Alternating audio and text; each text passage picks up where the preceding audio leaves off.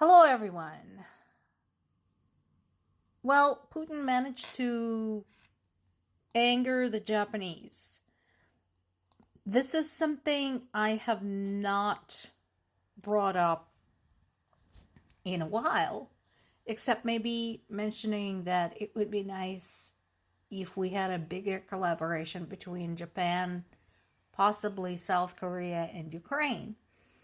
So, a reminder once again, pull up your map.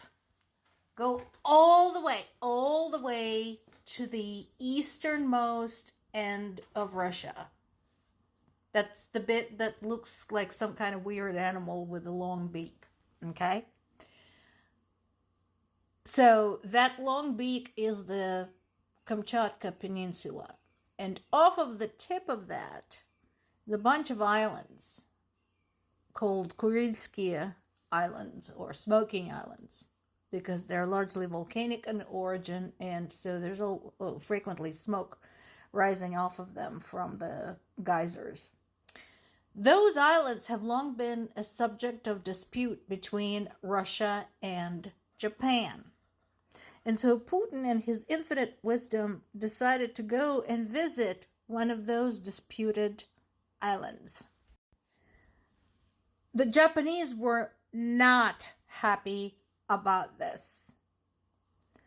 I mean, the relationship between Moscow and Tokyo was already not fabulous because of these and many other issues. But this is really kind of a big middle finger to the Japanese. So far, they're just issuing a statement of condemnation. But again, guys, if you want to really piss off Russia, collaborate with Ukraine. I'm telling you. That is the surest way to basically tell Russia where you stand. I'm just saying. Meanwhile, once again, Ukraine is checking off another checkbox, offering Russia truce in the Black Sea because of the food supply concerns. So what is that all about? Well, as I mentioned before,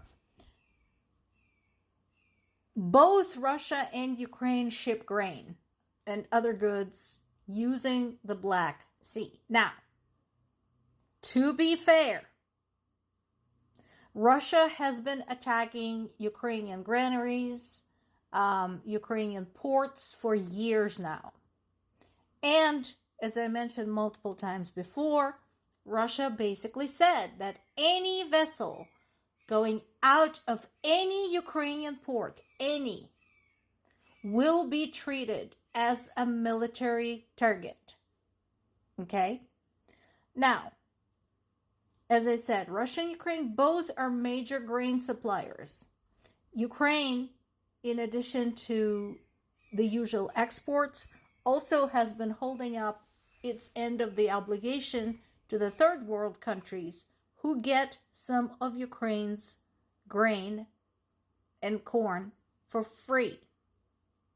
Ironically, some of them support Russia.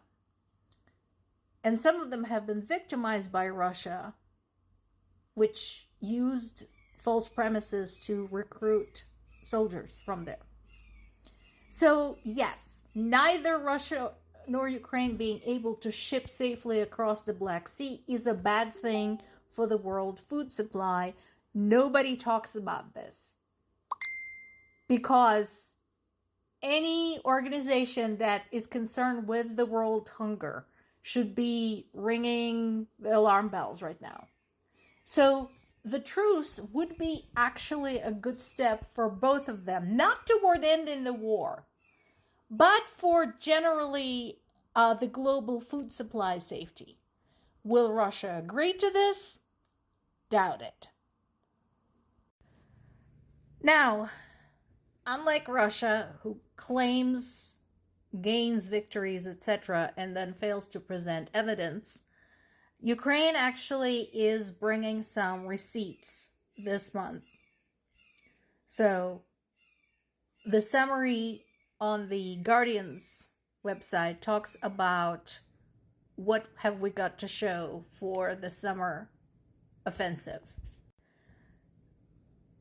Ukrainian forces have recaptured 745 square kilometers, which is roughly 288 square miles of occupied territory in a key sector this year. I know it doesn't seem like much. To help you visualize how big that is, so 288 square miles roughly is almost as big as the entire island of Singapore, or is a little bit bigger than entire New York City if you count all 5 boroughs. Does that help? So that's how big it is. So again, it's not huge, but it is meaningful. And all of that has been taking place. The offensive has been taking place while Ukrainian cities, Ukrainian civilians were being pounded. Now, this is still going on, and Russia is still a threat in the east of Ukraine, in the Donetsk-Luhansk region. But the progress is undeniable. In addition, some of the territory that's been freed is in the so-called Alexandrivsky sector, which includes my home region of Zaporizhia, some of Dnipropetrovsk region, etc. And Russian losses amounted to at least 9,550 people killed and more than 6,600 people wounded in the process. Especially considering the length of the overall front line. So there's more details on the Alexandrovsky sector. That's a 60-kilometer, 37-mile stretch of the front where 26 settlements have been brought back under Ukraine's control. So, again, it doesn't seem like much. 37 miles is not that far. I understand that.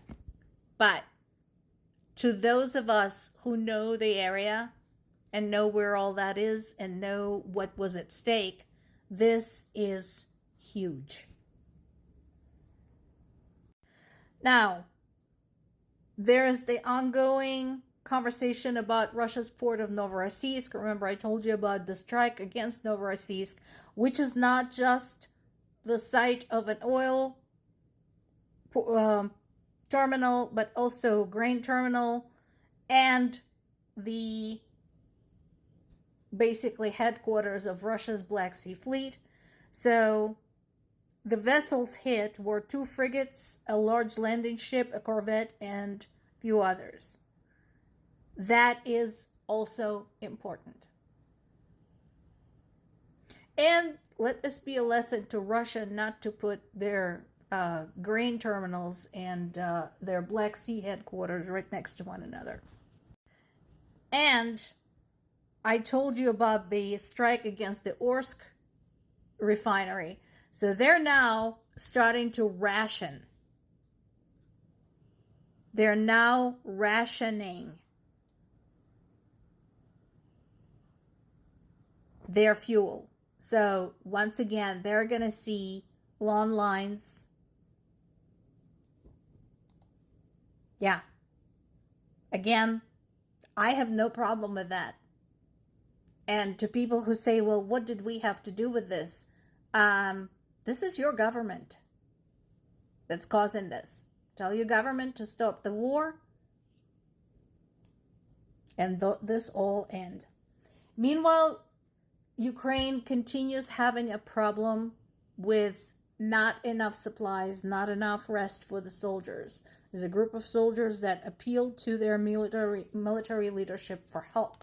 Not only that, but there's now an investigation because their leadership had misled their families, telling them their loved ones were fully stocked, fully provided for, etc.